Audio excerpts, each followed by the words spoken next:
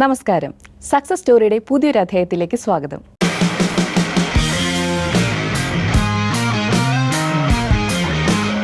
ഇന്ന് നമ്മുടെ കൂടെ അതിഥിയായുള്ളത് കൊല്ലം മയ്യനാട് ജനിച്ച് കഴിഞ്ഞ കുറേ പതിറ്റാണ്ടുകളായി ആതുര ശുശ്രൂഷ രംഗത്ത് സജീവ സാന്നിധ്യമായ ഒരുപാട് പേരുടെ ജീവിതത്തിൽ നല്ലൊരു വഴികാട്ടിയായ UAE new Al Ain medical clinic സെന്ററിന്റെ മാനേജിംഗ് ഡയറക്ടർ കൂടിയായ ഡോക്ടർ കെ സുധാകരനാണ്.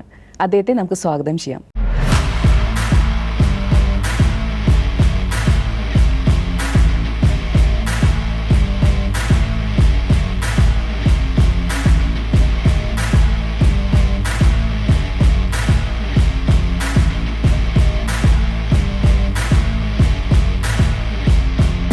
നമസ്കാരം ഡോക്ടർ. നമസ്കാരം.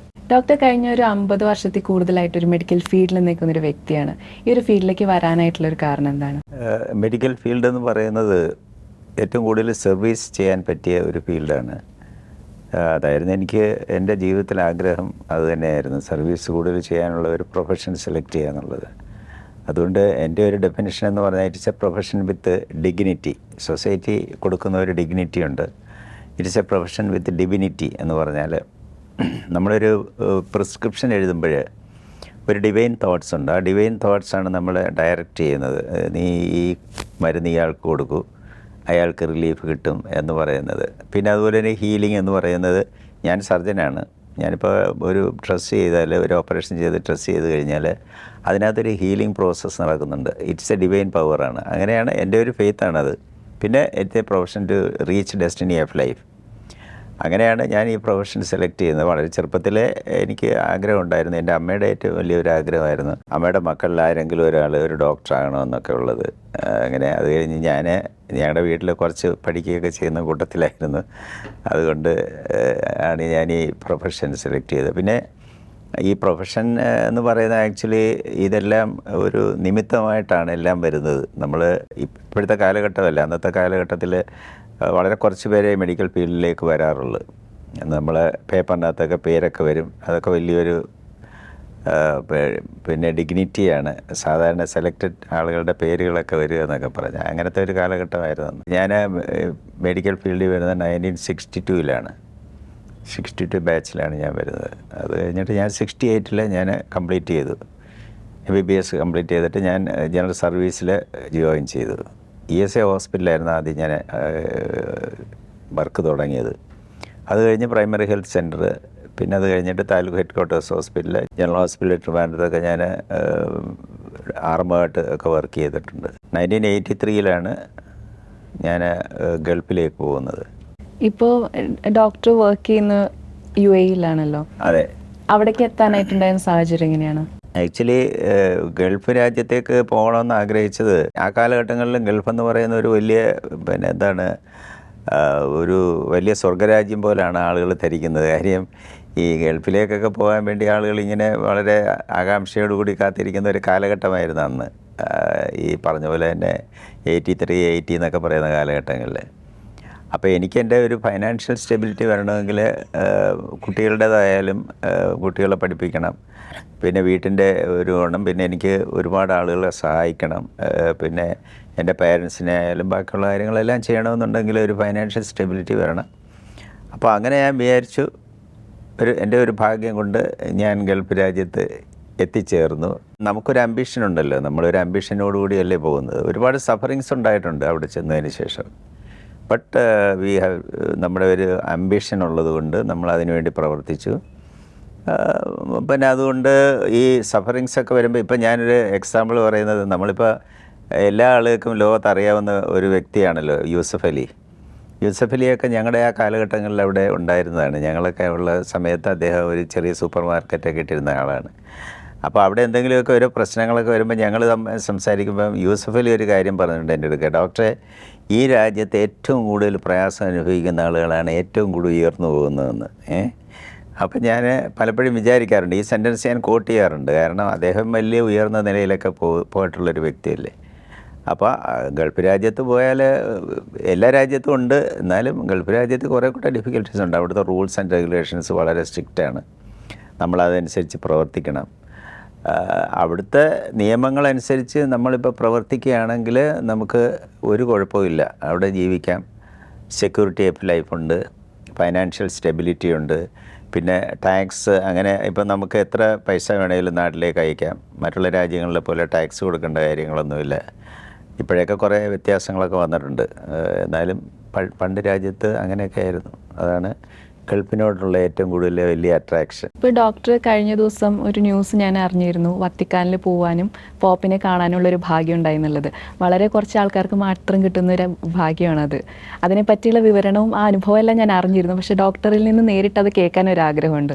എനിക്ക് ജീവിതത്തിലെ ഏറ്റവും വലിയൊരു അനുഭവമാണ് ശരിക്കും പറഞ്ഞാൽ. വത്തിക്കാൻ അവിടെ ഒരു സ്ക്വയറിൽ ആളുകൾ വരുമ്പോഴത്തേക്ക് പോപ്പ് വരുന്നത്, ഇങ്ങനെ കൈയൊക്കെ കാണിക്കുന്നത് ഒക്കെ കാണുമായിരുന്നു. അപ്പം ഞാനൊക്കെ പലപ്പോഴും വിചാരിക്കും, ഓഹോ, ഈ രാജ്യത്തും ഇവിടെയൊക്കെ നമുക്ക് പോകാൻ ഒക്കുമോ, ഈ പോപ്പിനെയൊക്കെ ഇങ്ങനെ നേരിട്ട് കാണാൻ ഒക്കുമോ എന്നൊക്കെ ഇങ്ങനെ വിചാരിച്ചിട്ടുണ്ട്. ആക്ച്വലി ഇത് ശിവഗിരി ഓർഗനൈസ് ചെയ്ത ഒരു സർവ്വമത സമ്മേളനത്തോടനുബന്ധമായിട്ട് ഓർഗനൈസ് ചെയ്ത ഒരു പരിപാടി ആയതുകൊണ്ട് മാത്രമല്ല, പോപ്പ് തിരുമേനി പിന്നെ വളരെ നല്ല രീതിയിൽ പീസ് ഓഫ് ദിസ് വേൾഡ് ഏറ്റവും കൂടുതൽ ഗുരുദേവൻ്റെ വചനങ്ങൾ കോട്ട് ചെയ്തിട്ടുണ്ടായിരുന്നു. ഒരു ലോകത്തിലെ ഏറ്റവും കൂടുതൽ പീസ് ഉണ്ടാകണമെങ്കിൽ ഇങ്ങനെയൊക്കെ വേണമെന്നൊക്കെ പറഞ്ഞിട്ടുണ്ട്. അതൊക്കെ അപ്പം നമുക്ക് ഭയങ്കര ഒരു അഭിമാനമാണ്. കാര്യം നമ്മുടെ രാജ്യത്തുള്ള ഇവിടെ ജനിച്ച് പിന്നെ ഇങ്ങനെ ഇവിടെ ദർശനങ്ങൾ പറഞ്ഞ് അങ്ങനെ ഗുരുദേവനെ പറ്റി പോപ്പ് അവിടെ ഇങ്ങനെയൊക്കെ പ്രസംഗിച്ചു. പിന്നെ അതെല്ലാം കഴിഞ്ഞതിന് ശേഷം എനിക്ക് വളരെ അനുഭൂതി ഉണ്ടായത്, ഞാൻ തൊട്ട് അദ്ദേഹത്തിൻ്റെ അടുക്ക ചെന്നിട്ട്, ഞാൻ ഡോക്ടറാണ്, ഞാനിവിടെ അബുദാബിയിൽ വർക്ക് ചെയ്യുകയാണ്. അപ്പോൾ ഇങ്ങനെ ഇരുന്ന് തല കുനിക്കുകയും ഇങ്ങനെ നമ്മളോട് ആൻസറൊന്നും ചെയ്യത്തില്ല, അക്സെപ്റ്റ് ചെയ്യുന്ന രീതിയിലൊക്കെ സംസാരിക്കും. അവിടെ ആളുകൾ ഗിഫ്റ്റ് കൊടുക്കുന്നുണ്ടായിരുന്നു, ഒരുപാട് ആളുകൾ പല പല ഗിഫ്റ്റുകളുണ്ട്. അപ്പോൾ എനിക്കറിയത്തില്ലായിരുന്നു ഗിഫ്റ്റ് കൊടുക്കാമെന്നുള്ള കാര്യം. അപ്പോൾ അങ്ങനെ ഇരുന്നപ്പോഴത്തേക്ക് എല്ലാവരും പറഞ്ഞ് ഗിഫ്റ്റ് ഉണ്ടോ എന്നൊക്കെ ചോദിച്ചു. ഞാൻ പറഞ്ഞു എനിക്ക് ഗിഫ്റ്റൊന്നും ഇല്ലായിരുന്നല്ലോ. അപ്പോൾ ഞാൻ പെട്ടെന്ന് ഇങ്ങനെ വിചാരിച്ച്, എന്തെങ്കിലും ഒരു ഫൈനാൻഷ്യൽ പൈസ ആയിട്ട് കൊടുത്താലും മതിയല്ലോ ഗിഫ്റ്റ് എന്നൊക്കെ വിചാരിച്ച് ഞാൻ എൻ്റെ കയ്യിൽ കുറച്ച് $, പിന്നെ അതുപോലെ തന്നെ പൗണ്ട്, ഇങ്ങനെയൊക്കെ കുറച്ച് പണ്ട് പിന്നെ അമേരിക്കയിൽ ഇംഗ്ലണ്ടിലൊക്കെ പോകുമ്പോൾ മാറാതിരുന്ന കുറച്ച് പൈസയൊക്കെ ഞാൻ എടുത്ത് വെച്ചിരുന്നു. അതൊക്കെ കൂടെ ഒരു കവറിനകത്ത് ഇട്ട് കൊടുത്തത്. അപ്പം ഞാനിങ്ങനെ കൊടുത്തിട്ട് ഞാൻ പറഞ്ഞു, this is A gift for the poor children of this world. എന്നും പറഞ്ഞ് ഇങ്ങനെ ചിരിച്ചു തൊഴുതു പോരുന്നു. അതൊരു ഭയങ്കര അനുഭവം എന്ന് പറഞ്ഞാൽ, ഇത്രയും നേരം സംസാരിക്കുകയും നമ്മളുടെ കാര്യങ്ങൾ പറയാനും പോപ്പ് തിരുമേനി അത് കേട്ടുകൊണ്ടിരിക്കാനും ഒക്കെ ഉള്ളൊരു അവസരം എന്ന് പറഞ്ഞാൽ ജീവിതത്തിലെ ഒരു വലിയ അനുഭവമാണ്. വളരെ കുറച്ച് ആൾക്കാർക്ക് അതെ, വളരെ കുറച്ച് എന്ന് പറഞ്ഞാൽ ഞങ്ങളിപ്പോൾ ഇവിടുന്ന് പോയത് കൊണ്ട് ഞങ്ങൾക്ക് ഒരുപാട് പ്രിവിലേജസ് ഉണ്ടായിരുന്നു. പിന്നെ നമ്മൾ ചെക്കിങ് വളരെ കുറവായിരുന്നു. പിന്നെ ഇതുപോലെ തന്നെ പോപ്പ് തിരുമേനിയെടുക്ക് നമുക്ക് പോകാനായിട്ട് ഓരോ ആളുകളാണ് പോകുന്നത്. ഇങ്ങനെ ഓരോ ഇതിലിരിക്കുന്ന ആളുകൾ ഓരോ ഗ്രൂപ്പ് അങ്ങോട്ട് എഴുന്നേറ്റ് പോകും. അപ്പോൾ ഓരോ ആളുകൾ പോകും. അപ്പോൾ ഒരാൾ പോയി വരുന്നിടം വരെ വേറൊരാൾ വെയിറ്റ് ചെയ്യും. പല ആളുകളും പല ഗിഫ്റ്റുകളൊക്കെ കൊടുത്തു. പിന്നെ പൊന്നാടയൊക്കെ അണിയിച്ചു. അങ്ങനെയൊക്കെ ഒരുപാട് കാര്യങ്ങൾ ചെയ്തു. ഒരു ഭയങ്കര അനുഭവമായിരുന്നു. അതുപോലെ ഡോക്ടർ ഗുരുദേവൻ്റെ ഒരു ഗുരുദേവൻ ആക്ച്വലി ഗുരുദേവനാണ് എന്നെ നയിക്കുന്നത്. There is an invisible power, ഒരു ഗവേൺ മൈ ഡെസ്റ്റിനി എന്ന് പറഞ്ഞൊരു എനിക്കൊരു വലിയ ഒരു ഫെയ്ത്ത് ഉണ്ട്. എന്നെ സംബന്ധിച്ചിടത്തോളം ഗുരുദേവൻ എന്ന് പറയുന്ന ആ ഒരു ശക്തി ഉണ്ടല്ലോ, ആ ശക്തിയാണ് എന്നെ പ്രൊട്ടക്റ്റ് ചെയ്യുന്നത്, അല്ലെങ്കിൽ ഏതെങ്കിലും കാര്യങ്ങൾ ആപത്തിൽ നിന്ന് രക്ഷിക്കുന്നത്, എന്നെ ഗൈഡ് ചെയ്യുന്നത്. ഞാനൊരു കാര്യം ചെയ്യണമെന്ന് വിചാരിക്കുമ്പോഴാണ് എന്നെ ഗൈഡ് ചെയ്യുന്നത്.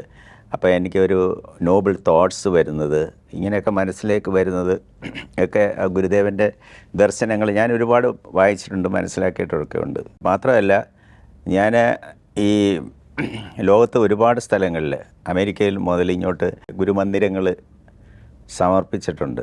അതൊക്കെ എൻ്റെ ഒരു വലിയ ഭാഗ്യമായിട്ടാണ് ഞാൻ കണക്കാക്കുന്നത്. കാര്യം ഈ പല സ്ഥലങ്ങളിൽ ഞാൻ നടന്നു പോകുമ്പോഴത്തേക്ക് ഈ ഗുരുമന്ദിരങ്ങൾ വളരെ ഡേർട്ടി ആയിട്ട് ഇങ്ങനെ പെയിൻ്റ് ഒന്നും ചെയ്യാതെ എനിക്കത് ഭയങ്കര ദുഃഖമാണ്. അപ്പം ഞാൻ അവിടെ സ്റ്റോപ്പ് ചെയ്തിട്ട് ഇതിനെപ്പറ്റി അന്വേഷിക്കുന്നത്, ആരാണ് ഇത് നോക്കുന്നത്. അവർ പറയും ഇങ്ങനെയാണ്, ഫൈനാൻഷ്യൽ പ്രശ്നമാണ്. ഞാൻ പറഞ്ഞ് വിചാരിച്ചു കഴിഞ്ഞാൽ എല്ലാവർക്കും നടക്കാവുന്നതേ ഉള്ളൂ, ഇതൊക്കെ ഇങ്ങനെ ഇടരുത്, ഗുരു നിന്നെയാണ് ഇത് ചെയ്യുന്നത്. ഈ ഗുരുമന്ദിരങ്ങളൊക്കെ ഇങ്ങനെ ഇത് നിങ്ങൾ ഇങ്ങനെ പെയിൻറ്റ് ചെയ്യുകയും പിന്നെ ചെയ്തിട്ടേക്കുന്നത് മോശമാണെന്നൊക്കെ പറയുമ്പോൾ ചിലപ്പോൾ ഞാൻ ഫൈനാൻഷ്യലായിട്ട് അവരെ ഹെൽപ്പ് ചെയ്തിട്ട് പറയും, നിങ്ങളിത് ശരിയായിട്ടിടണം എന്നൊക്കെ പറയും. അതൊക്കെ ചെയ്യുമ്പോഴത്തേക്ക് ഗുരുവിനോട് എനിക്കുള്ള ഒരു ശരിക്കും പറഞ്ഞു കഴിഞ്ഞാൽ ഒരു കടപ്പാട് അല്ലെങ്കിൽ ഒരു കടമ എന്നെ വളർത്തിക്കൊണ്ടുവന്നതിനോ അല്ലെങ്കിൽ എനിക്ക് നന്മ തരുന്നതിന് വേണ്ടിയിട്ടുള്ളൊരു വിശ്വാസം, ദർ ഇസ് എ ഫെയ്ത്ത്. അതാണ് അതിൻ്റെ കാര്യം. അങ്ങനെ ഏതെങ്കിലും ഒരു വചനം എപ്പോഴും ഹൃദയത്തോട് ചേർത്ത് വെക്കുന്ന അല്ലെങ്കിൽ അങ്ങനെ ഒരു മോട്ടോ ആയിട്ട് സൂക്ഷിക്കുന്ന എന്തെങ്കിലും? ഒരുപാട് കാര്യങ്ങളുണ്ട്. ഒന്നെന്ന് പറഞ്ഞാൽ എപ്പോഴും ഞാൻ പറയാറുണ്ട്, നല്ലതല്ല ഒരുവൻ ചെയ്ത നല്ല കാര്യങ്ങൾ മറപ്പത്, നല്ലതല്ലാത്തത് ഉടനെ മറന്നിടുவது ഉത്തമം. കാര്യം ഈ നമ്മുടെ സൊസൈറ്റിയിലൊക്കെ എപ്പോഴും ആളുകൾ ഇപ്പം നല്ല കാര്യങ്ങൾ ചെയ്തിട്ടുള്ള ആളുകൾ പിന്നെ സൊസൈറ്റി ചെയ്യുന്ന ആളുകളുണ്ട്. അവർ മറ്റുള്ള രീതിയിൽ അത് തെറ്റായിട്ടുള്ള രീതി വരുമ്പോഴത്തേക്ക് അവരെ പറ്റി വളരെ മോശമായിട്ട് സംസാരിക്കുകയൊക്കെ ചെയ്യുന്ന അവസരങ്ങൾ വരുമല്ലോ. അപ്പോൾ അതാണ് ഗുരുദേവൻ പറഞ്ഞിട്ടുള്ളത്, നല്ലതല്ലാത്തത് ഉടനെ മറന്നിടുவது ഉത്തമം. അപ്പം ശരിക്കും പറഞ്ഞാൽ ഞാൻ പറഞ്ഞിട്ടുണ്ട്, എൻ്റെ അമ്മയാണ് എനിക്ക് ഓരോ നിർദ്ദേശങ്ങൾ പറഞ്ഞിട്ടുണ്ട്. ഒരു ദിവസം അമ്മ എൻ്റെ അടുക്ക ഏതോ കാര്യം പറഞ്ഞപ്പോഴത്തേക്ക് എൻ്റെ അടുക്ക പറഞ്ഞു, മോനെ, നിനക്ക് എന്തെങ്കിലും ഒരിക്കലെങ്കിലും ഒരു നന്മ ചെയ്തിട്ടുള്ളൊരു വ്യക്തി ഒരുപക്ഷെ നിൻ്റെ ശത്രുവായിട്ട് വരികയാണെങ്കിൽ പോലും അവരോട് നീ ഒരിക്കലും പ്രതികാരം ചെയ്തത്. കാര്യം നമുക്കൊരു നന്മ ചെയ്തത് അത് നമ്മൾ ഒരിക്കലും മറക്കരുത്, നമുക്കൊരു ഉപകാരം ചെയ്തത് ഒരിക്കലും മറക്കരുത്. ഉപകാര സ്മരണ വേണം. അതാണ് അതിനെ ഏറ്റവും അന്തസ്സത്ത് അതിനകത്ത് ഉൾക്കൊള്ളുന്നത്. പിന്നെ അതുപോലെ തന്നെ വിവേകാനന്ദ സ്വാമികളുടെ ഒരു സെൻറ്റൻസ് ഉണ്ട്, അതെപ്പോഴും ഞാൻ എൻ്റെ ടേബിളിൽ സൂക്ഷിക്കുന്നതാണ്. Blessed are those whose body is destroyed in the service of others. മറ്റുള്ള ആളുകളുടെ സർവീസിന് വേണ്ടി നിങ്ങളുടെ സ്വയം ആഹൂതി ചെയ്യുന്ന ഒരു വ്യക്തിയാണ് അനുഗ്രഹീതർ എന്ന് പറയുന്നത്. ഇങ്ങനെയൊക്കെയുള്ള ഒരുപാട് കാര്യങ്ങളുണ്ട്. അതൊക്കെ നമ്മളുടെ പ്രവർത്തനങ്ങളെ സഹായിക്കുന്ന കാര്യങ്ങളാണ്. കേരളകൗമുദി പേപ്പറുമായിട്ട് എനിക്ക് ഒരു വലിയ അടുത്ത റിലേഷൻഷിപ്പുണ്ട്. കാര്യം ഞങ്ങളുടെ വീട്ടിൽ കേരളകൗമുദിയാണ് വരുത്തുന്നത്. ശരിക്കും പറഞ്ഞു കഴിഞ്ഞാൽ കേരളകൗമുദി വായിച്ചാണ് ഞാൻ വളർന്നത്. അന്ന് കേരളകൗമുദിയുടെ എഡിറ്റോറിയലൊക്കെ വരുന്നതൊക്കെ ഞാനിങ്ങനെ കട്ട് ചെയ്ത് വയ്ക്കുമായിരുന്നു. വളരെ നല്ല എഡിറ്റോറിയലൊക്കെ വന്നു. എൻ്റെ കയ്യിൽ കുറേ എൻ്റെ വൈഫപ്പം എന്നോട് ചോദിക്കും, ചേട്ടൻ എന്തിനാണ് ഇതെല്ലാം വെട്ടി വയ്ക്കുന്നത്? ചേട്ടനൊന്നും സമയമില്ല. ഞാൻ പറഞ്ഞിട്ട് ആരെങ്കിലും ഒരു കാലത്ത് എൻ്റെ അടുത്ത ജനറേഷനിലുള്ളവർക്ക് ആർക്കെങ്കിലും വായന ഇഷ്ടമുണ്ടെങ്കിൽ അവർ വായിക്കാൻ വേണ്ടിയാണ് ഇതൊക്കെ ചെയ്യുന്നത്. അപ്പോൾ ആ കാലഘട്ടങ്ങളിലൊക്കെ ഗുരുദേവൻ്റെ പടങ്ങൾ, വലിയ വലിയ പടങ്ങൾ, ഇപ്പോൾ എന്തെങ്കിലും ഒരു വിശേഷം വരുമ്പോഴത്തേക്ക് കേരളകൗമുദി പടം വരും. അപ്പോൾ അങ്ങനെ ഞാൻ വളരെ കുറച്ചിലെ അമ്മയുടെ ചെന്ന് ചോദിക്കും, ഇതാരാണ് അമ്മ, ഇതെങ്ങനെയാണ് പറഞ്ഞത്? അമ്മയാണ് എനിക്ക് ആദ്യമായിട്ട് പറഞ്ഞത് ഗുരുദേവനെ പറ്റിയും ഗുരുദേവൻ്റെ എന്താണ് കഴിവുകളെ പറ്റിയും ഗുരുദേവൻ്റെ ഈ ദർശനങ്ങളെ പറ്റിയും ഒക്കെ പറഞ്ഞു തന്നിട്ടുള്ളതൊക്കെ അമ്മ തന്നെയാണ്. അങ്ങനെ ഇരിക്കുമ്പോഴത്തേക്കാണ് ഞാൻ പറഞ്ഞ, അമ്മ എനിക്ക് വർക്കല പോകണമെന്നൊക്കെ പറഞ്ഞാൽ, അത് നമുക്ക് പോകാൻ മോനെന്നും പറഞ്ഞിട്ട് അമ്മയുടെ കൂടെയാണ് ഞാൻ ആദ്യം വർക്കല പോകുന്നത് തന്നെ. അപ്പോൾ അവിടെ ചെല്ലുമ്പോഴത്തേക്ക് ആ സമാധി മന്ദിരം അത് വലിയൊരു കുഴിയാണ്, ഭയങ്കര ഒരു ഡെപ്തിലുള്ള ഒരു കുഴിക്കകത്താണ് ഈ സമാധി വെച്ചേക്കുന്നത്. അതിൻ്റെ മേളിലാണ് ഇത് കെട്ടി ഉയർത്തുന്നത്. അപ്പോൾ ഓല കൊണ്ട് കംപ്ലീറ്റ് കവർ ചെയ്തിട്ടുണ്ട്. അപ്പം നമുക്കിങ്ങനെ എത്തിയൊക്കെ നോക്കാം. അപ്പോൾ എല്ലാവരും ആരെങ്കിലും അവിടെ നിൽപ്പുണ്ട്, സൂക്ഷിച്ച് വേണം നോക്കണ്ടെന്നൊക്കെ പറഞ്ഞിട്ട് അങ്ങനെ ഞാൻ നോക്കുമ്പോൾ എനിക്ക് കാണാൻ പറ്റിയായിരുന്നു. ഡോക്ടർ ഇതുപോലെയുള്ള കുറേ വായിക്കുകയും കുറേ അറിവുകൾ ശേഖരിക്കുകയും ചെയ്യുന്നതിൻ്റെ ഭാഗമായിട്ടായിരിക്കാം മറ്റുള്ളവർക്കും അതേപോലെയുള്ള സർവീസസ് കൊടുക്കാൻ ചാരിറ്റി സൈഡിലായി കഴിഞ്ഞാൽ ഒരുപാട് പ്രവർത്തനങ്ങൾ ചെയ്യുന്നുണ്ട്. ഇപ്പോൾ ശിവഗിരിയിലായാലും 65 കോടിയുടെ ഒരു സ്കാനിങ് മെഷീൻ ഡൊണേറ്റ് ചെയ്യുകയൊക്കെ ചെയ്തിട്ടുണ്ട്. അപ്പോൾ അതിലേക്കൊരു വരാനായിട്ടുള്ള കാരണം എങ്ങനെയാണ്? അത് ശരിക്കും പറഞ്ഞാൽ ശിവഗിരിയിൽ ഞാൻ അവിടുത്തെ ഹോസ്പിറ്റലിൻ്റെ ഗവേണിംഗ് ബോഡിയിൽ മെമ്പറാണ് അതിനകത്ത്. അങ്ങനെ ഒരു പ്രാവശ്യം ഞാൻ അവിടെ പോയപ്പോഴത്തേക്ക് അവിടുത്തെ സ്വാമിജി പറഞ്ഞ്, ഇത് ഭയങ്കര നഷ്ടത്തിലാണ് പോകുന്നത് ഡോക്ടറെ, ഇതിനെന്ത് ചെയ്യാനൊക്കെ എന്നൊക്കെ പറഞ്ഞു. അപ്പം ഞാൻ ഓരോ ആളുകളെ ഗ്രൂപ്പിനെ, ഡോക്ടേഴ്സിനെ, ഫാർമസിസ്റ്റുമാരെ, നഴ്സുമാരെ, ഇവരെ ഓരോ ഗ്രൂപ്പായിട്ട് ഡിസ്കസ് ചെയ്ത് സംസാരിച്ചു. അങ്ങനെയൊക്കെ പറഞ്ഞു. പിന്നെ സ്റ്റോറുണ്ട്. അങ്ങനെ ഞാൻ ഇപ്പോൾ സ്വാമിയോടൊക്കെ പറഞ്ഞു, എവിടെയോ ചോർച്ച ഒരുപാട് നടക്കുന്നുണ്ട് സ്വാമിജി. കാര്യം ഇത്രയും പെർസെൻറ്റേജ് പേഷ്യൻ്റ് അഡ്മിഷനുണ്ട് ഇവിടെ, എന്നിട്ടും എന്താണ് ഇത്രയും കൂടുതൽ നഷ്ടം വരുന്നതെന്ന് പറഞ്ഞ് അങ്ങനെ ഞാൻ സ്റ്റോറിൽ ചെന്ന് കഴിഞ്ഞപ്പോഴത്തേക്ക് എനിക്ക് മനസ്സിലായി അവിടെ പർച്ചേസ് നടത്തുന്ന ഒരാളാണ്. അപ്പോൾ ഞാൻ സ്വാമിജിയിട്ടൊക്കെ പറഞ്ഞു, സ്വാമിജി ഒരു കാരണവശാലും പർച്ചേസ് ഒരാൾ നടത്തരുത്, കാര്യം അതിനകത്ത് ഒരുപാട് അവർക്ക് മിസ്യൂസ് ചെയ്യാൻ വെക്കും. അപ്പോൾ അന്നേരം എൻ്റെ അടുക്ക സംസാരിച്ചപ്പോൾ പറഞ്ഞു, ഇവിടെയുള്ള ഇപ്പോൾ ഒരു വലിയ ലോസ് എന്ന് പറയുന്നത് ഇവിടുത്തെ എക്സ്റേ യൂണിറ്റ് ഇല്ല എന്ന് പറഞ്ഞു. ഞാൻ പറഞ്ഞു, സ്വാമിജി ഒരു ആശുപത്രിയിൽ ഏറ്റവും കൂടുതൽ അത്യാവശ്യമുള്ള എക്സ്റേ ആണ്.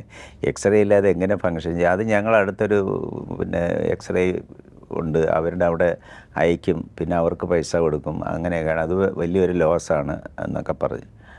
അപ്പോഴേ എൻ്റെ മനസ്സിൽ തോന്നിയതാണ് നമുക്കൊരു കാര്യം ചെയ്യാമെങ്കിൽ ഉടനെ ഞാൻ പറഞ്ഞ സ്വാമിജി ഞാൻ എങ്ങനെയാണെങ്കിൽ ഒരു എക്സ്റേ യൂണിറ്റിൻ്റെ എല്ലാ ഇത് ഞാൻ വാങ്ങിച്ചു തരാം.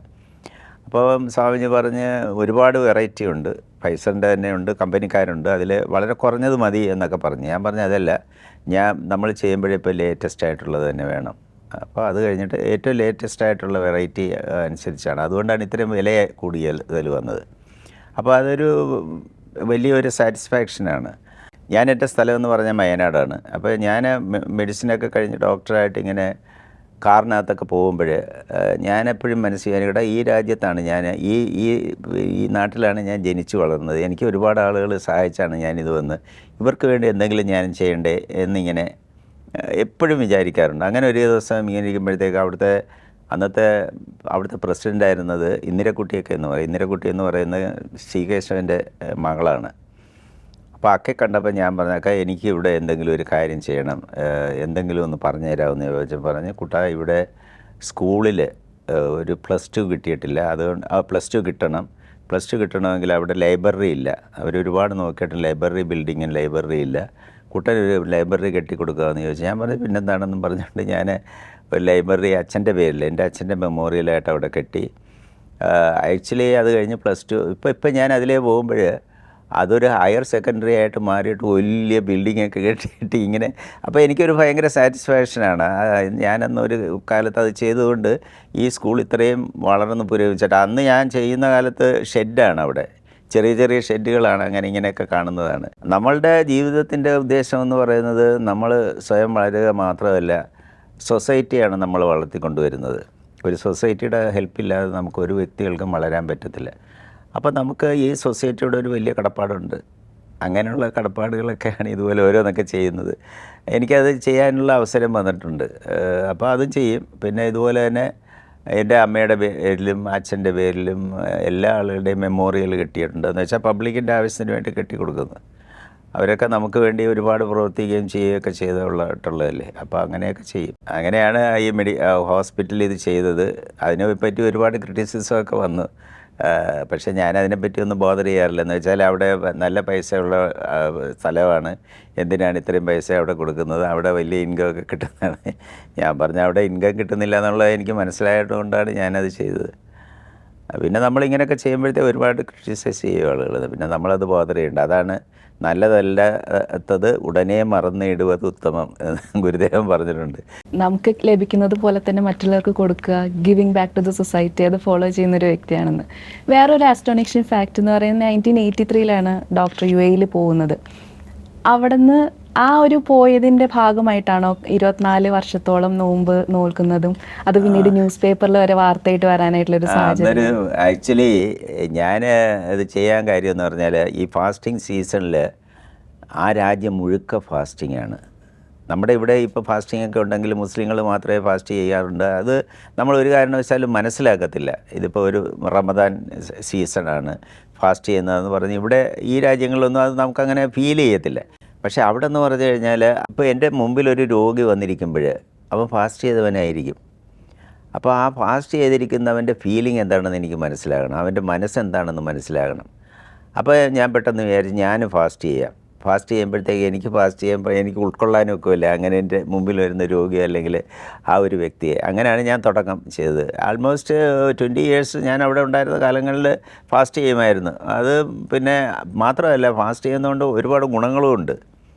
ഒന്ന്, നമ്മളെ ടോളറൻസ് ഡെവലപ്പ് ചെയ്യും. നമ്മൾ എന്ന് വെച്ചാൽ നമുക്ക് വിശപ്പ് സഹിച്ചുകൊണ്ട് ഇങ്ങനെയൊക്കെ കാര്യങ്ങൾ ചെയ്യുക, നമ്മൾ പ്രവൃത്തി എടുക്കുക എന്നൊക്കെ പറയുമ്പോൾ നമുക്കൊരു ടോളറൻസ് ഉണ്ടാക്കും. നമുക്ക് സ്വഭാവത്തിനകത്ത് ഒരു സ്വഭാവ രൂപീകരണത്തിനകത്ത്. പിന്നെ അതുകൂടാതെ തന്നെ നമുക്ക് ഹെൽത്ത് വൈസ് ഒരുപാട് ഗുണം ചെയ്യും നമ്മൾക്ക്. അത് അങ്ങനെയൊക്കെയുള്ള കാര്യങ്ങൾ കൊണ്ടാണ് അത് ചെയ്തത്. അന്നത് പിന്നെ അവിടെ അതൊരു വലിയ പരസ്യമായിട്ടൊക്കെ വന്നു. നോൺ മുസ്ലിം ഫാസ്റ്റിംഗ് ഫോർ 20 years എന്നൊക്കെ പറഞ്ഞ് പേപ്പർ കലീസ്റ്റമിനകത്ത് ഭയങ്കര ഇൻ്റർവ്യൂ ഒക്കെ നടത്തിയവർ. ഡോക്ടർ പിന്നെ അല്ലൈനിൽ പോയിട്ട് ഹോസ്പിറ്റൽ സ്വന്തമായിട്ടൊരു സ്ഥാപനം സ്ഥാപിക്കാനായിട്ടുള്ള ഇതിൻ്റെ പിന്നിലുള്ള കാരണം എന്തായിരുന്നു? നമ്മളന്ന് അവിടെ ചെല്ലുമ്പോഴത്തേക്ക് സ്പോൺസർഷിപ്പ് ഉണ്ട്. സ്പോൺസർ ഉണ്ടെങ്കിൽ മാത്രമേ നമുക്ക് തുടങ്ങാനൊക്കെ ഉള്ളൂ. അപ്പോൾ അന്ന് നമ്മൾ ആരെങ്കിലും അറസ്റ്റ് ആയിരിക്കണം സ്പോൺസർ. അതിനകത്തുള്ളൊരു പ്രശ്നം എന്ന് പറഞ്ഞു കഴിഞ്ഞാൽ നമ്മളിപ്പം വർക്ക് ചെയ്തിട്ടായിരിക്കും ഈ ഹോസ്പിറ്റലിൽ നല്ല ഫ്ലറിഷ് ചെയ്യുന്നത്. അങ്ങനെ വരുമ്പോഴത്തേക്ക് ഈ സ്പോൺസേഴ്സിന് ചിലപ്പോൾ പ്രത്യേകിച്ച് അവർക്ക് തോന്നും ഇൻകം കൂടുതലുണ്ടാകുന്നുണ്ട്, അപ്പോൾ അവർക്ക് കൂടുതൽ ഇൻകം വേണമെന്ന് തോന്നും. നമ്മളാണ് കൂടുതൽ വർക്ക് ചെയ്യുക, അതിനെപ്പറ്റിയൊന്നും അവർ നോക്കിയില്ല. അപ്പോൾ അങ്ങനെ വരുമ്പോഴത്തേക്ക് പെർസെൻറ്റേജ് വെച്ചാണ് നമുക്കിപ്പം 95% എന്ന് വെച്ചാൽ 5 എന്ന് പറയുന്നത് നമ്മളായിരിക്കും, 95 ആയിരിക്കും അവർക്കുള്ളത്. അല്ലെങ്കിൽ 51 എന്ന് പറഞ്ഞൊരെണ്ണമുണ്ട്. എന്ന് വെച്ചാൽ 51 അവനെ ആ സ്പോൺസറായിരിക്കും, നമ്മൾ 49 ആയിരിക്കും. ഇങ്ങനെയൊക്കെ ഉള്ളത് വരുമ്പോഴത്തേക്ക് ചില സമയങ്ങളിൽ അവനായിരിക്കും കൂടുതൽ പവർ. അപ്പോൾ അങ്ങനെ വരുമ്പോഴത്തേക്ക് അവനിപ്പോൾ പെട്ടെന്ന് പറയും, ഇതിനിപ്പോൾ ഞാൻ നടത്താൻ പോവുകയാണ്, നിനക്ക് പിന്നെ വേണമെങ്കിൽ സാലറി തരാം, അല്ലെങ്കിൽ വേറെ അങ്ങനെ എന്തെങ്കിലും ചെയ്യാം. അങ്ങനെയൊക്കെ വരുമ്പോഴത്തേക്ക് അത് പിന്നെ നമുക്ക് അതിൻ്റെ ഒരു പ്രയാസം വരുമല്ലോ. അപ്പോൾ എനിക്ക് 1-2 സ്ഥലങ്ങളിൽ അങ്ങനെയുണ്ട്, ഭയങ്കര തിക്തമായിട്ടുള്ള അനുഭവങ്ങളൊക്കെ വന്നിട്ടുണ്ട്. എൻ്റെ വിസ ക്യാൻസൽ ചെയ്തിട്ടുണ്ട് ഞാൻ അറിയാതെ. അപ്പോൾ അങ്ങനെ വന്നപ്പോഴത്തേക്കാണ് ഞാൻ വിചാരിച്ചത് ഒരു പുതിയ പിന്നെ സ്വന്തമായിട്ടൊരു ക്ലിനിക്ക് തുടങ്ങാം. ഇതൊക്കെ എന്ന് പറഞ്ഞാൽ ഈ ഡെസ്റ്റിനി എന്താ പറഞ്ഞ പോലെ തന്നെ ഒരു ഇൻവിസിബിൾ പവർ ഉണ്ടല്ലോ, അതാണ് അങ്ങനെ ചെയ്യിക്കുന്നത്. കാര്യം ഞാൻ അവിടുന്ന് എന്നെ ക്യാൻസൽ ചെയ്ത് വിട്ടു. ഞാനിവിടെ വന്നപ്പോൾ അവർ 6 months നോൺ എൻട്രി അടിക്കുകയൊക്കെ ചെയ്തിരുന്നു. അന്നേരം പിന്നെ ഞാൻ 6 മാസം അവിടെ ചെല്ലുന്നു കഴിഞ്ഞാൽ അവരുടെ ക്ലിനിക്കിന് ദോഷം ചെയ്യുന്നൊക്കെ വെച്ചിട്ടുണ്ട്.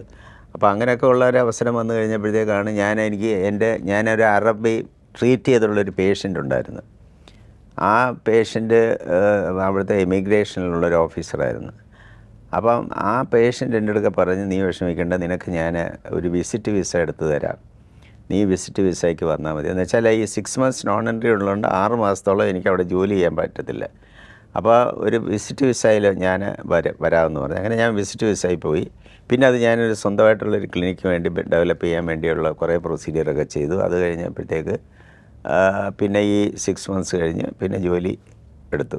അങ്ങനെയാണ് ശരിക്കും പറഞ്ഞു കഴിഞ്ഞാൽ അവിടെ സ്വന്തമായിട്ടൊരു ക്ലിനിക്ക് തുടങ്ങാമെന്ന് വിചാരിച്ചു. പിന്നെ ഭാഗ്യത്തിന് ഞാൻ സ്വന്തമായിട്ട് ക്ലിനിക്ക് തുടങ്ങിയതിന് ശേഷം അതിപ്പോൾ ആൾമോസ്റ്റ് ഞാൻ 35 yearsആയി എൻ്റെ സ്വന്തം ക്ലിനിക്ക് തുടങ്ങിക്കഴിഞ്ഞിട്ട്. ഈ സ്വന്തമായിട്ടൊരു ക്ലിനിക്ക് തുടങ്ങുമ്പോൾ നമുക്ക് കുറേ കൂടെ പിന്നെ ഫ്രീഡം ഉണ്ടല്ലോ. അപ്പോൾ എനിക്ക് ഏറ്റവും കൂടുതൽ പേഷ്യൻസ് വരുന്നത് പാകിസ്ഥാനീസ്, ഏറ്റവും കൂടുതൽ വരുന്നത് ബംഗ്ലാദേശ്, ഇവരൊക്കെയാണ്. പിന്നെ എപ്പോഴും എൻ്റെ അടുക്ക പറയും, ഞങ്ങൾ പ്രാർത്ഥന ദുആയിൽ ഞങ്ങൾ നീ ഉണ്ട്, എപ്പോഴും നിനക്ക് വേണ്ടി പ്രാർത്ഥിക്കും. അപ്പം ഞാൻ പറയും, എന്തായാലും നിങ്ങൾ പ്രാർത്ഥിക്കുന്നതുകൊണ്ട് ഞാൻ പ്രാർത്ഥിക്കേണ്ട കാര്യമില്ലല്ലോ എന്നൊക്കെ പറയും. നമ്മളിപ്പോൾ സ്നേഹിക്കുക, അതുമാത്രമല്ല നമ്മളിപ്പോൾ ഞാനൊരു പേഷ്യൻ്റ് നോക്കുന്നത്, ഒരു പ്രിസ്ക്രിപ്ഷൻ എഴുതുകയാണെങ്കിൽ ഞാൻ അവൻ്റെ കപ്പാസിറ്റി നോക്കിയിട്ട് പ്രിസ്ക്രിപ്ഷൻ എഴുതാറുള്ളൂ. അപ്പോൾ അവനെന്തൊരു ഫൈനാൻഷ്യൽ കപ്പാസിറ്റി എന്താണ്, അവനത് വാങ്ങിക്കാൻ ഒക്കുമോ, അല്ലെങ്കിൽ ഞാൻ അവൻ്റെ അടുത്ത് തന്നെ ചോദിക്കും, നിനക്ക് ഈ മരുന്ന് എഴുതി തന്നാൽ നിനക്ക് വാങ്ങിക്കാൻ ഒക്കുമോ, നിൻ്റെ കയ്യിൽ പൈസ ഉണ്ടോ. അപ്പോൾ ചിലർ പറയും ഗരീബ് ആദ്മി ഡോക്ടർ സാഹിബ് എന്നൊക്കെ പറഞ്ഞുകൊണ്ട് പറയും, ഞാനൊരു പാവപ്പെട്ടവനാണെന്നൊക്കെ പറയുമ്പോഴത്തേക്ക് ചിലപ്പോഴൊക്കെ ഞാൻ അവർക്ക് മരുന്നൊക്കെ കൊടുക്കും, അതായത് സാമ്പിൾസും അതും ഇതുമൊക്കെ കൊടുക്കും, ഇങ്ങനെ കൊടുക്കുകയൊക്കെ ചെയ്യും. പിന്നെ നമ്മൾ ഈ പേഷ്യൻസ് നോക്കുമ്പോഴത്തേക്ക് അവർക്കൊരു കോൺഫിഡൻസ് കൊടുക്കണം, പിന്നെ ഒരു ഫെയ്ത്ത് ഉണ്ടാക്കണം. ചികിത്സയുടെ പകുതി ഭാഗം എന്ന് പറയുന്നത് മരുന്നല്ല, പകുതി ഭാഗം അവരുടെ മനസ്സിൻ്റെ കാര്യങ്ങളാണ്. അപ്പോൾ അതുകൊണ്ട് എന്നെ അല്ലാതെ പേഷ്യൻസ് കാണത്തില്ല. എത്രയോ ഇപ്പം തന്നെ വെയിറ്റിംഗ് ആണ്, പേഷ്യൻസ് ഇവിടെ കാത്തിരിക്കുകയാണ് ഞാൻ ചെല്ലുന്നത് കാണാൻ വേണ്ടി. അത് വേറെ ഡോക്ടർമാർ, ഇപ്പം ഞാൻ പറയുക മറ്റുള്ള ഡോക്ടർമാരുണ്ട് അവിടെ, എൻ്റെ ക്ലിനിക്കിൽ വേറെ 3-4 ഡോക്ടേഴ്സ് ഉണ്ട്. നീ എന്തുകൊണ്ടാണ് ആ ഡോക്ടറെ അടുക്ക പോകാഞ്ഞത്? അപ്പോൾ പറയും, പസന്ത് നെയ്യാത്ത എന്ന് പറഞ്ഞാൽ എനിക്കിഷ്ടം തോന്നുന്നില്ല, പസന്ത് നെയ്യാത്ത ക്യാ കരേക എന്ന് പറയും. അങ്ങനെ ഞാൻ വരുമ്പോഴത്തേക്ക് വരും. ഞാനിപ്പോഴും അധികം കൂടുതൽ ഇൻവെസ്റ്റിഗേഷൻ ചെയ്യിക്കാറില്ല പേഷ്യൻസിനെ കൊണ്ട്. കാര്യം അൺനെസറി ആയിട്ട് ഈ ഡോക്ടേഴ്സ് തന്നെ എഴുതി കൊടുത്തിട്ട് എല്ലാം വന്നത് കണ്ട് ഇതെല്ലാം നോർമൽ, ഇതെല്ലാം നോർമൽ, അങ്ങനെ എല്ലാം നോർമൽ എന്ന് പറഞ്ഞുകൊണ്ട് ഇനി ഇൻവെസ്റ്റ് ചെയ്യുമ്പോൾ എത്ര പൈസ അവൻ്റെ കയ്യിൽ നിന്ന് പോകുന്നത്. അതുകൊണ്ട് അത് പേഷ്യൻസിനൊരു കംഫർട്ടാണത്. ഇപ്പോൾ പൊതുവേ നമ്മൾ കാണുന്ന ഒരു കാര്യം, ഇപ്പോൾ ഡോക്ടറിൻ്റെ മകൻ അല്ലെങ്കിൽ മകൾ ഡോക്ടർ ആവുക, അല്ലാന്നുണ്ടെങ്കിൽ പഠിക്കാൻ നല്ല മിടുക്കായിട്ടുള്ള കുട്ടികൾ എനിക്ക് ഡോക്ടർ ആവാൻ പറ്റും എന്ന് പറയാം, അതിനുവേണ്ടി പഠിക്കുക. കുറേ പേര് ആ പഠിക്കുന്നതിൻ്റെ ആ സ്ട്രെസ്സ് താങ്ങാണ്ടാവുന്നതിന് സൂയിസൈഡ് ചെയ്യുന്ന കേസസ് വരുന്നുണ്ട്. പക്ഷേ ഡോക്ടറിൻ്റെ അടുത്ത് സംസാരിക്കുമ്പോൾ നമുക്ക് മനസ്സിലായി, ഈ പ്രൊഫഷൻ എന്ന് പറയുന്നത് പഠിപ്പ് മാത്രമല്ല, അതിനപ്പുറം ഒരു മനുഷ്യത്വം എന്ന ഫാക്ടറും കൂടിയുണ്ട്. അപ്പോൾ നമുക്കിത് കുട്ടികളിൽ കൊണ്ടുവരണം, ഫ്യൂച്ചർ ഡോക്ടേഴ്സ് ആവുന്ന കുട്ടികൾക്ക് അതും കൂടി ഇംബൈബ് ചെയ്യുന്ന രീതിയിലുള്ള ഒരു എഡ്യൂക്കേഷൻ സിസ്റ്റം ഇപ്പോൾ ഇവിടെ ഉണ്ടോ? ആക്ച്വലി ഇത് ഈ ഒരു കുട്ടിയുടെ ഡെവലപ്മെൻറ്റിനകത്ത് ഒരു 5 years വരെ അവൻ്റെ പാരൻസാണ് അവനെ കൂടുതൽ ഇൻഫ്ലുവൻസ് ചെയ്യുന്നത്. അത് കഴിഞ്ഞിട്ടാണ് അവന് സ്കൂളിൽ പോവുകയും സ്കൂളിൽ പബ്ലിക്കിൻ്റേത്. ഒന്നാമത്തെ കാര്യം, നമ്മളുടെ ഇപ്പോഴത്തെ ന്യൂക്ലിയർ ഫാമിലി ഉണ്ട്, പിന്നെ അതുപോലെ തന്നെ കൂട്ടുകുടുംബമുണ്ട്. കൂട്ടുകുടുംബത്തിനകത്ത് ഒരുപാട് ഗുണങ്ങളുണ്ട്. കൂട്ടുകുടുംബത്തിനകത്ത് ഒരുപാട് ആളുകൾ മെമ്പേഴ്സ് ഉണ്ട്. അവിടെ ഇൻറ്ററാക്ഷൻ ഒരുപാട് വരും. ഇപ്പോൾ ഒരു കുട്ടി വളർന്നു വരുമ്പോൾ ഈ വീട്ടിലുള്ള എല്ലാ മുതിർന്ന ആളുകളും ആ കുട്ടിയുടെ ക്യാരക്ടറിനകത്ത് അവർ ഇൻഫ്ലുവൻസ് ചെയ്യും. പക്ഷേ ഇപ്പോഴ് അണുകുടുംബം ആകുമ്പോഴത്തേക്കും അവർ അവിടെ പേരൻസും ഒരു കുട്ടിയോ 2 കുട്ടികളൊക്കെ കാണത്തുള്ളായിരിക്കും. അപ്പോൾ അവരെ പാമ്പറിങ് കൂടുതൽ വരും, കുട്ടികളെ സ്നേഹിക്കുന്നത് മാത്രമല്ല, ഈ കുട്ടികളെ കൂടുതൽ ശ്രദ്ധിക്കാനായിട്ട് ചിലപ്പോൾ ആ പേരൻസിന് സമയം കിട്ടത്തില്ല. അവർ 2 കൂട്ടർക്കും ജോലിക്ക് പോകണം, എന്നാൽ മാത്രമേ ജീവിക്കാനൊക്കെ ഉള്ളൂ. അപ്പോൾ അതാണ് ഒരു ന്യൂക്ലിയർ ഫാമിലിയുടെ ഒരു ഡിഫക്റ്റ് പറയുന്നത്. അപ്പോൾ കുട്ടികളുടെ കാര്യങ്ങൾ അറിയാൻ അതുകൊണ്ടാണ് കുട്ടികൾ വഴിതിരിഞ്ഞ് പോകും ചിലപ്പോഴേ. ഇപ്പോൾ അവർ പഠിക്കുന്നതിൻ്റെ ക്യാരക്ടർ ഡെവലപ്മെൻറ്റിനകത്തായാലും ഫ്രണ്ട്സുമായിട്ട് കൂടുതൽ സമയം ചിലവഴിക്കുക, അങ്ങനെ ഇങ്ങനെയൊക്കെ പോകുന്ന കാര്യങ്ങളുണ്ട്. അപ്പോൾ അങ്ങനെയുള്ള ഒരു സിസ്റ്റത്തിനകത്തുള്ള ഡിഫറൻസ് ഉണ്ട്. പക്ഷേ നമ്മൾ ശ്രദ്ധിക്കേണ്ട കാര്യം എന്ന് പറഞ്ഞാൽ കുട്ടികളുടെ ദൈനംദിന കാര്യങ്ങൾ നമ്മൾ മനസ്സിലാക്കണം, അവരെ ഇൻഫ്ലുവൻസ് ചെയ്യണം. അവരുടെ കാര്യങ്ങൾ എല്ലാ ദിവസവും നിങ്ങൾ ആ കുട്ടികളെ ശ്രദ്ധിക്കണം. ആ കുട്ടികൾ എങ്ങനെയാണ് പോകുന്നത്, അവൻ്റെ കൂട്ടുകാരാരാണ്, അവൻ്റെ രീതി എന്താണ്, എല്ലാ ദിവസങ്ങളിലും നമ്മൾ ശ്രദ്ധിക്കണം. അവൻ്റെ ഒരു ക്യാരക്ടർ ഡെവലപ്മെൻറ്റ്, അവൻ്റെ ഒരു ക്യാരക്ടർ ചേഞ്ച് വരുമ്പോഴത്തേക്ക് മനസ്സിലാക്കിക്കൊണ്ട് ഇവൻ എന്തോ ഒരു പ്രശ്നമുണ്ടെന്നുള്ളത്. അതൊക്കെ പേരൻസ് തന്നെ മനസ്സിലാക്കി ചെയ്യേണ്ട കാര്യങ്ങളാണ്. അങ്ങനെയാണെങ്കിൽ ഇതില്ലെങ്കിൽ തന്നെ ഇപ്പോൾ മയക്കുമരുന്ന് ഒക്കെ ഉപയോഗിക്കുന്ന ഒരുപാട് സ്കൂളിലും കോളേജുകളിലും ഒക്കെ ഉണ്ടല്ലോ ഒരുപാട്. അത് ഭയങ്കരമായിട്ട് ഡാമേജ് ചെയ്യുന്ന ഒരു കാലഘട്ടമാണിത്.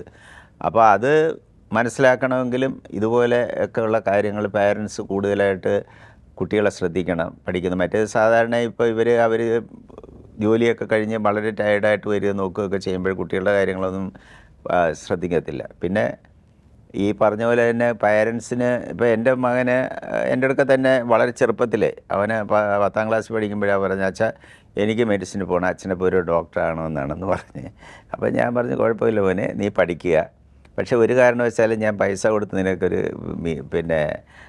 സീറ്റ് വാങ്ങിച്ചു തരുമൊന്നുമില്ല, നിൻ്റെ കഴിവുകൊണ്ട് തന്നെ നീ പഠിക്കണം, അങ്ങനെയാണ് വേണ്ടത്. അല്ലാതെ പൈസ നമുക്ക് വേറെ യൂട്ടിലൈസ് ചെയ്യാം, പക്ഷേ ഇതിനു വേണ്ടി അങ്ങനെ അവൻ സ്വന്തമായിട്ട് തന്നെ പഠിച്ചു, നന്നായിട്ട് പഠിച്ചു. അവന് ഇവിടെ തന്നെ ഈ മെഡിക്കൽ കോളേജിൽ തന്നെ പഠിച്ചു, അവിടെ തന്നെ ജോയിൻ ചെയ്തു.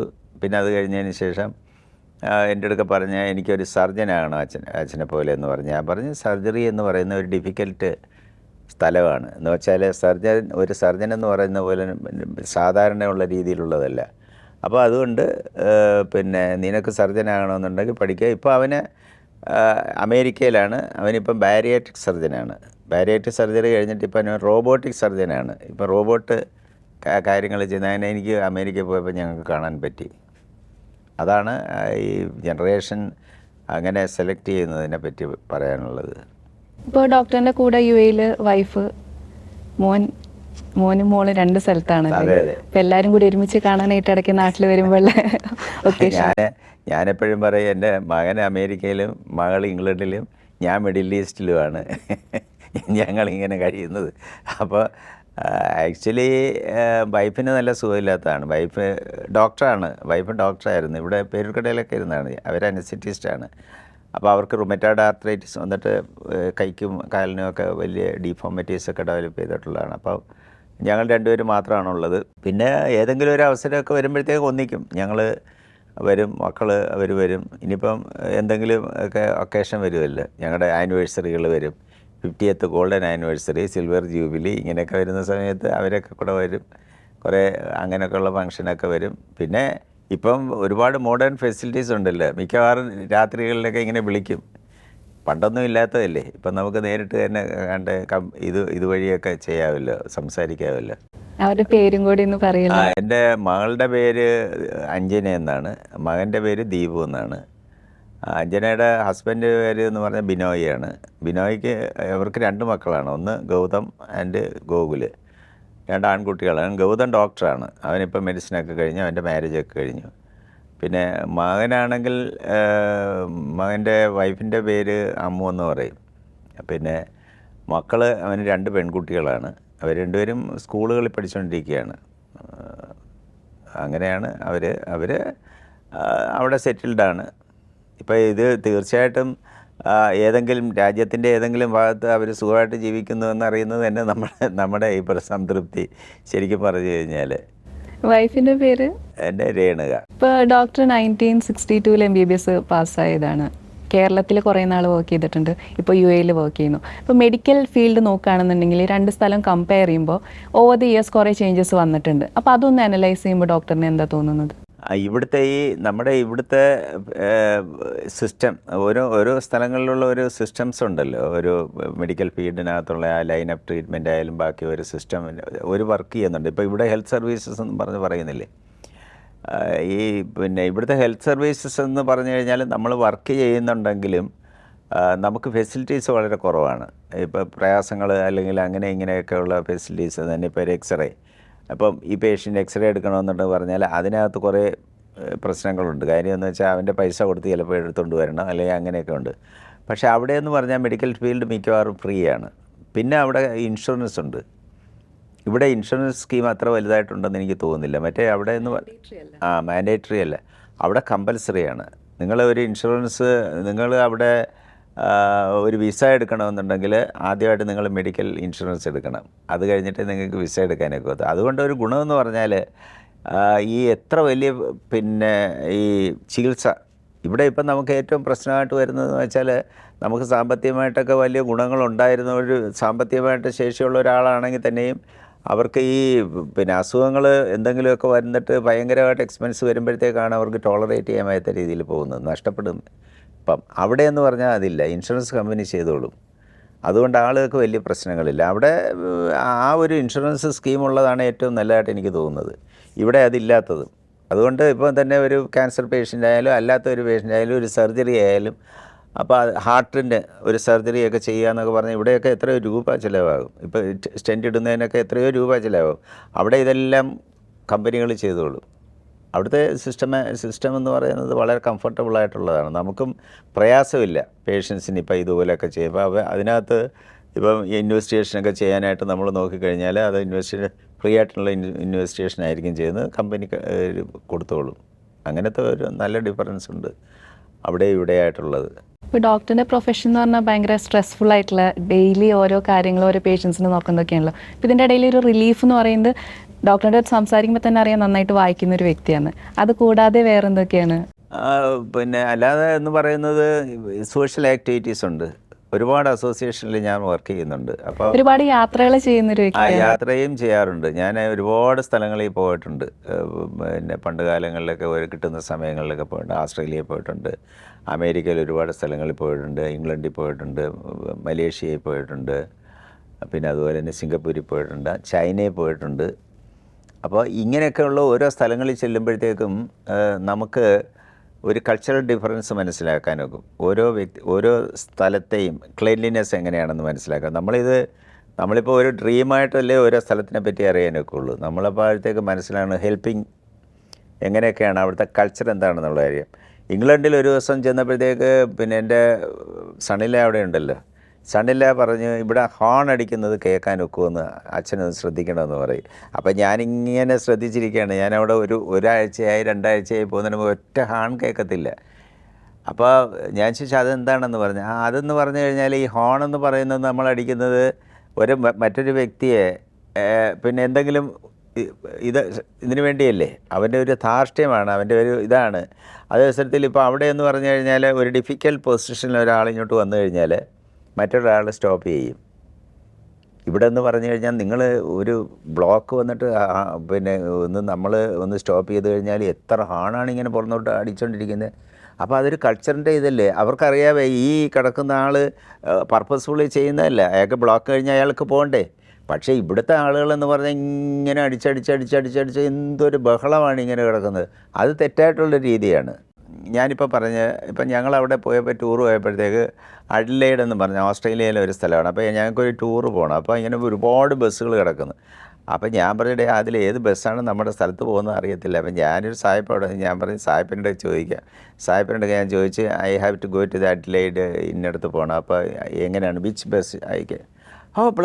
പ്ലീസ് കം എന്ന് പറഞ്ഞിട്ട് ആ ഒരു ബസ് കാണിച്ച കൂടെ അല്ലാതെ അകത്ത് കയറി ഇരുത്തി.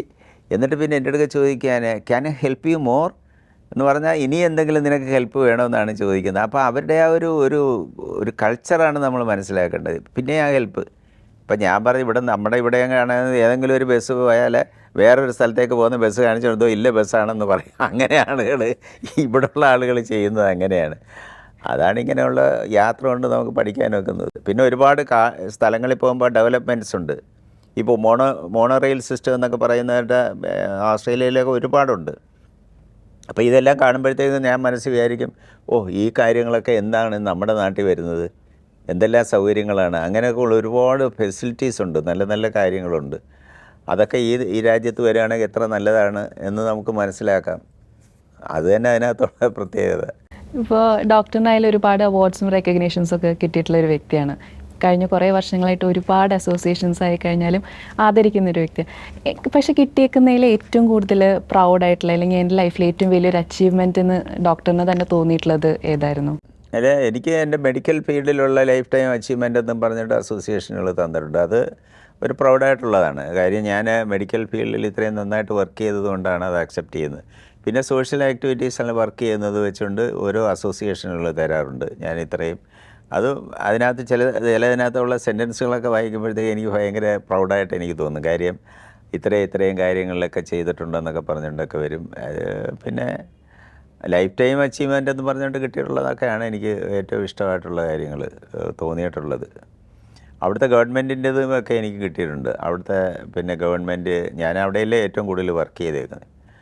അപ്പോൾ തന്നെ അവിടുത്തെ അസോസിയേഷന് ചില ഗവൺമെൻറ്റിൻ്റെ ഇത് ഒക്കെ വെച്ചിട്ടുണ്ട്. പിന്നെ മാത്രമല്ല എനിക്ക് കുറേ ഷേക്ക് ഫാമിലീസുമായിട്ടൊക്കെ അടുപ്പമുണ്ട്. അപ്പോൾ ഷേക്കുമാർ ട്രീറ്റ്മെൻറ്റിനൊക്കെ വേണ്ടി എന്നെ വിളിക്കും.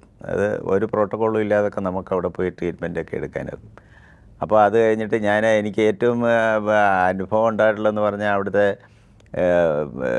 കിങ്ങിൻ്റെ, അതായത് പ്രസിഡൻറ്റിൻ്റെ മദറ്, പിന്നെ ഷേഖ് ഖലീഫയുടെ മദർ എന്നെ ഒരു ദിവസം കാണണമെന്ന് പറഞ്ഞ് വിളിച്ചു. അപ്പോൾ ആക്ച്വലി അപ്പോൾ അവരൊരു പ്രസ്റ്റീജിയസ് സ്റ്റേഡിയല്ലേ, പിന്നെ ഏറ്റവും ഇതായിട്ടുള്ളതല്ലേ. അപ്പോൾ ഞാനെന്നും അതിലേ ഇങ്ങനെ പോകുമ്പോൾ ചുമ്മാതെങ്കിലും വിചാരിക്കും ഈ പാലസ് ഞാൻ പോയിട്ടില്ലല്ലോ, ഒന്ന് കാണണമല്ലോ എന്നൊക്കെ വിചാരിച്ചു. കേട്ടിട്ടുണ്ട് ഞാൻ അവിടെ ഭയങ്കര ക്രിസ്റ്റൽസും അതും ഇതുമൊക്കെ ഉള്ളൊരു പാലസാണെന്ന് പറഞ്ഞു. അപ്പോൾ ഈ ലേഡി പിന്നെ എന്നെ വിളിച്ച് ഇപ്പം ഞാൻ പറഞ്ഞ് അവരുടെ സെക്രട്ടറിയാണ് വിളിച്ചത്. അപ്പം ഞാൻ പറഞ്ഞു എനിക്കിവിടെ പിന്നെ നഴ്സുമാരാരും ഇല്ല, അതുകൊണ്ട് വരാൻ ഒന്നുമല്ല, നീ വന്നാൽ മതി. വന്നു കഴിഞ്ഞ് ഞാൻ അങ്ങോട്ട് ചെന്നുകൊണ്ടേ ഇവർ വന്ന് എൻ്റെ തൊട്ടടുത്ത് തന്നെ ഇരുന്നു. എന്നിട്ട് എൻ്റെ കയ്യിൽ അങ്ങോട്ട് പിടിച്ചു പറഞ്ഞ്, നീ എൻ്റെ മോനാണ്, എനിക്ക് സുഖമില്ല, നീ പിന്നെ എനിക്ക് മരുന്ന് തരണം എന്നൊക്കെ ചോദിച്ചു. എനിക്കാണെങ്കിൽ ഇത് വലിയ പ്രയാസം എന്ന് പറഞ്ഞു കഴിഞ്ഞാൽ ഇവർ ഫസ്റ്റ് ലേഡി ആ രാജ്യത്തെ, ഒന്നാമത് ഇവരുടെ മദറല്ലേ. അപ്പം ഞാനിങ്ങനെ പറഞ്ഞു, മാമ ഈ മരുന്നെല്ലാം മതി മാമ. അന്നേരം അവർ മരുന്ന് കഴിക്കുന്നുണ്ട്. അപ്പം ഞാൻ ഈ ഒരു ഡിവൈൻ പവറിൻ്റെ കാര്യം കൂടെ പറയാൻ വേണ്ടിയാണ്. മരുന്ന് കഴിക്കുന്നുണ്ട്, അവർക്ക് സൂക്കേട് കുറയുന്നില്ല. അപ്പോൾ എൻ്റെ അടുക്ക പറഞ്ഞ് ഞാൻ ഈ മരുന്നെല്ലാം കഴിക്കുന്നത് സൂക്കേട് കുറയുന്നില്ല. അപ്പോൾ എൻ്റെ അടുക്ക പറഞ്ഞു, നീ ഒരു കാര്യം ചെയ്യ്, നിൻ്റെ കിതാബ് പോയി പഠിക്കുക, നിൻ്റെ കിതാബെല്ലാം പഠിച്ചതിന് ശേഷം എനിക്കൊരു മരുന്ന് നീ എഴുതി തരണം. അങ്ങനെ ഞാൻ പിന്നെ ഉടനെ തന്നെ പോയിട്ട് പറഞ്ഞ് ഫാർമസി പോയി. ഇവരുടെ ഏജ് അപ്പോൾ അവർക്കും കണ്ട് 95 വയസ്സും കണ്ടുണ്ട്, ഒത്തിരിയും പ്രായമുള്ളവരാണ്. അപ്പം ഞാൻ അവരുടെ കണക്ക് വെച്ചിട്ട് ഒരു മരുന്നൊക്കെ എഴുതി കൊടുത്തു. ശരിക്കും പറഞ്ഞു കഴിഞ്ഞാൽ ആ രാത്രി ഞാൻ ഉറങ്ങിയില്ല. എനിക്ക് അയാളൊക്കെ പറഞ്ഞിരുന്നു, ഞാൻ എന്തെങ്കിലും മാമയ്ക്ക് എന്തെങ്കിലും പ്രശ്നം ഉണ്ടെങ്കിൽ മരുന്ന് എഴുതി കൊടുത്തതൊക്കെ അല്ലേ. പിന്നെ അപ്പോൾ അടുത്ത ദിവസം അന്നൊന്നും വിളിച്ചില്ല. അടുത്ത ദിവസം എന്നെ വിളിച്ച് വെച്ച്, മാമ പറഞ്ഞ് നിനക്ക് താങ്ക്സ് പറയാൻ, മാമ എല്ലാ അസുഖവും മാറി, മാമ അബുദാബി പോവുകയാണ്, നിനക്ക് പ്രത്യേകം താങ്ക്സ് പറയണമെന്നൊക്കെ പറഞ്ഞു. അപ്പം ഞാൻ വിചാരിച്ചു ഒരു ബ്രിട്ടീഷ് ഡോക്ടറും ഒരു പിന്നെ ഇംഗ്ലീഷ് ഡോക്ടർ, 2 പേര്, പിന്നെ തവ ഹോസ്പിറ്റലിൽ നിന്ന് ഒരു അമേരിക്കൻ ഡോക്ടർ രാവിലെ വന്ന് പരിശോധിച്ച് മരുന്ന് കൊടുക്കും. ആ അമ്മയ്ക്ക് തന്നെ ഈവനിങ്ങിൽ അവിടെ ഒരു ബ്രിട്ടീഷ് ഡോക്ടറാണ് വരുന്നത്, അവിടുത്തെ അലൈൻ ഹോസ്പിറ്റലിൽ നിന്ന്. ഈ 2 പേരുടെയും ട്രീറ്റ്മെൻറ്റാണ് ഈ അമ്മയ്ക്ക് ഇങ്ങനെ ഒരു 2 ആഴ്ചയായിട്ട് എടുക്കുന്നത്. അവർക്ക് കുറയുന്നില്ല ആക്ച്വലി. അപ്പോൾ ഈ മരുന്ന് കൊടുത്തു കഴിഞ്ഞ് ഇങ്ങനെ വന്നപ്പോഴത്തേക്ക് ഞാൻ വിചാരിച്ച്, ഞാൻ നേരത്തെ പറഞ്ഞിട്ടേ ഒരു ഡിവൈൻ പവർ ഉണ്ടെന്നുള്ള കാര്യം. അങ്ങനെയൊക്കെ ഉള്ളൊരു അനുഭവങ്ങളൊക്കെ ഒരുപാട് വന്നിട്ടുണ്ട്.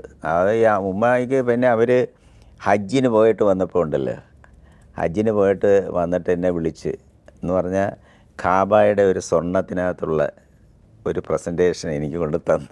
ഇപ്പോഴെൻ്റെ അവിടെ ഇരിപ്പുണ്ട്. അപ്പം അത്രയും വലിയ നമ്മൾ അവരുടെയൊക്കെ മനസ്സിൽ കടന്നുകൂടിയിട്ടുണ്ടല്ലോ, അതൊക്കെ നമുക്ക് വലിയ അനുഭവമാണത് ശരിക്കും പറഞ്ഞു കഴിഞ്ഞാൽ. എന്തായാലും ഡോക്ടർ ഒരുപാട് ആൾക്കാരുടെ ലൈഫിൽ ഇതുപോലെ ചേഞ്ചസ് കൊണ്ടുവന്നിട്ടുണ്ട്. ഒരുപാട് അറിവുള്ള വ്യക്തിയാണ്. ഡോക്ടർ എന്നുള്ള പ്രൊഫഷനിൽ തന്നെ ഒരുപാട് സേവനങ്ങൾ ചെയ്യുന്നുണ്ട്. അതല്ലാണ്ട് കുറേ ചാരിറ്റി വർക്കൊക്കെ ചെയ്യുന്നുണ്ട്. അപ്പോൾ ഡോക്ടർ ഒരു ശരിക്കും പറഞ്ഞ ഒരു പാഠപുസ്തകം തന്നെ നമുക്ക് പറയാൻ പറ്റുന്ന ഒരു വ്യക്തിയാണ്. ഡോക്ടറിന് എന്താണ് സൊസൈറ്റിക്ക് ഒരു മെസ്സേജ് കൊടുക്കാനുള്ളത്? സൊസൈറ്റിക്ക് എനിക്ക് കൊടുക്കാനുള്ള ഏറ്റവും മെസ്സേജ് എന്ന് പറഞ്ഞു കഴിഞ്ഞാൽ, നമ്മൾ വളർത്തിക്കൊണ്ടുവരുന്നത് സൊസൈറ്റിയാണ്. ആ ഒരു തോട്ട്സ് നമുക്കുണ്ടായിരിക്കണം. അല്ലാതെ നമുക്ക് ഒറ്റയ്ക്ക് വളർന്നു വരാൻ ഒക്കെ ഇല്ല. ഇപ്പം ഞാനൊരു ഡോക്ടറായി ഞാൻ ഇത്രയും കാര്യങ്ങൾ വരുന്ന എത്രയോ ആളുകളുടെ ലവ് ആൻഡ് അഫെക്ഷൻ എനിക്ക് കിട്ടുന്നുണ്ട്. ആ ഒരു തോട്ട്സ് നമുക്ക് എല്ലാവർക്കും ഉണ്ടായിരിക്കണം. അപ്പോൾ നമ്മളൊരു ഹമ്പിളായിട്ട് മാറും. കാര്യം മറ്റൊരാളുടെ സഹായം കൂടെ മാത്രമേ എനിക്ക് വളരാനൊക്കെ ഉള്ളൂ എന്നുള്ളൊരു തോട്ട്സ് വരുമ്പോഴത്തേക്ക് നമുക്ക് ഈ മറ്റുള്ള ആളുകൾക്കോട് എല്ലാ ആളുകളോടും കടപ്പാടുകളുണ്ട്. പിന്നെ ഇപ്പോൾ തന്നെ ഒരു കുട്ടികളാണെങ്കിൽ തന്നെ നമുക്കറിയാം ഇതൊരു അടുത്ത ജനറേഷനുള്ള കുട്ടികളാണ്, അവർക്ക് വേണ്ട സഹായങ്ങൾ ഇങ്ങനെയൊക്കെയുള്ള ഒരു പറയും ഈ പാമ്പറിങ് എന്ന് പറഞ്ഞിട്ടുണ്ടല്ലോ, പേഷ്യൻസ് കുട്ടികളുടെ. ഇപ്പം ഞാൻ പേഷ്യൻസ് വരുമ്പോൾ അവരുടെ കുട്ടികളൊക്കെ അവരുടെ കയ്യിലിരിക്കുമല്ലോ, അപ്പോൾ അവരെ ഇങ്ങനെയൊക്കെ കളിപ്പിക്കുകയും ചെയ്യുകയൊക്കെ ചെയ്യുന്ന പേരൻസിന് വലിയ ഇഷ്ടമാണ്. അപ്പോൾ അതൊക്കെ അവർക്കൊരു സന്തോഷം കൊടുക്കുന്നതാണ്. മറ്റുള്ള ആളുകളുടെ സന്തോഷത്തിന് വേണ്ടി പ്രവർത്തിക്കുക, മറ്റുള്ളവരെ സഹായിക്കാൻ കിട്ടുന്ന അവസരങ്ങൾ മുഴുക്കെ സഹായിക്കുക, അതൊക്കെയാണ് നമുക്ക് ചെയ്യാവുന്ന ഏറ്റവും വലിയ കാര്യം. അങ്ങനെ ഒരു മെൻ്റൽ ഡെവലപ്മെൻറ്റ്, അങ്ങനെ ഒരു ക്യാരക്ടർ നമ്മൾ ഡെവലപ്പ് ചെയ്ത് കൊണ്ടുവരണം. അങ്ങനെ ചെയ്തു കഴിഞ്ഞാൽ സമൂഹത്തിൽ അങ്ങോട്ടും ഇങ്ങോട്ടും എല്ലാ ആളുകളും സഹകരിച്ച് സ്നേഹത്തോടു കൂടി കഴിയും. വേറെ അവിടെ വെഞ്ചിയൻസ് ഒന്നുമില്ല, അസൂയയില്ല, അങ്ങനെയുള്ളതൊന്നുമില്ല. അപ്പം വളരെ പീസ്ഫുള്ളായിട്ട്, അത് ഗുരുദേവൻ പറഞ്ഞിട്ടുണ്ട്, നമ്മൾ പിന്നെ വാഴണം സുഖം എന്നാണ് പറയുന്നത്. നമുക്ക് ഈ രാജ്യത്ത് സുഖത്തോടു കൂടി കഴിയണമെന്നുണ്ടെങ്കിൽ ഇങ്ങനെയൊക്കെയുള്ള കാര്യങ്ങൾ ചെയ്യുക. അങ്ങനെയൊക്കെ ചെയ്തു കഴിഞ്ഞാൽ നിങ്ങളുടെ ജീവിതം പൂർണ്ണമാകും, മറ്റുള്ള ആളുകൾക്ക് സംതൃപ്തി ഉണ്ടാകും. അങ്ങനെയൊക്കെയാണ് വേണ്ടത്. എന്തായാലും ഡോക്ടറിനെ പരിചയപ്പെടാനും ഇത്ര നേരം സംസാരിക്കാനും സാധിച്ചത് ഞങ്ങൾക്ക് തന്നെ വലിയൊരു ഭാഗ്യമാണ്. ഒരുപാട് കാര്യങ്ങൾ മനസ്സിലാക്കാൻ പറ്റി. ഡോക്ടർ ചെല്ലുന്ന എല്ലായിടത്തും സ്വന്തമായൊരു കയ്യൊപ്പും ഒരുപാട് പേരുടെ ജീവിതത്തിൽ മാറ്റങ്ങളും കൊണ്ടുവരുന്ന ഒരു വ്യക്തിയാണ്. എന്തായാലും ഡോക്ടറിൻ്റെ വിലയേറിയ സമയത്തിന് ഒരുപാട് നന്ദി. നമസ്കാരം. നമസ്കാരം.